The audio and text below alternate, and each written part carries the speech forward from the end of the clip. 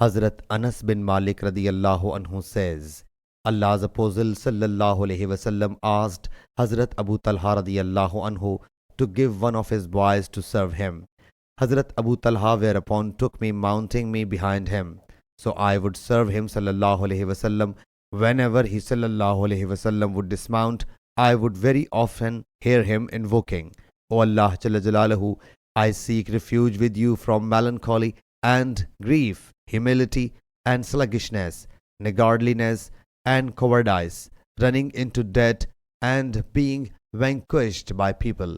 I continued serving him sallallahu alaihi wasallam until we returned from Khaybar, and he sallallahu alaihi wasallam returned with Hazrat Safiya, the daughter of Hoy radiyallahu anhu, who had been held as captive.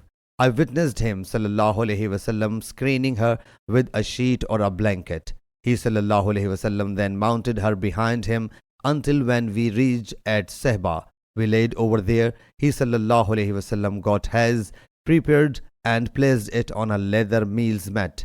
He sallallahu alaihi wasallam then sent me, and I invited the people, and they consumed the food.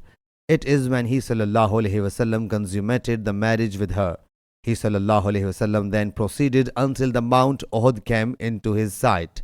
He sallallahu alaihi wasallam whereupon said, "This mountain has a love for us, and we have got a love for it." When he sallallahu alaihi wasallam neared Medina Munawwara, he sallallahu alaihi wasallam said, "O Allah Jalla Jalaluhu, I make what is in between these two mountains a sanctuary, as Hazrat Ibrahim alayhi salam made Makkah Muazzama. O Allah Jalla Jalaluhu, bless their mud and saw, units of measurement, for them." Sahih Bukhari, Hadith number 5425.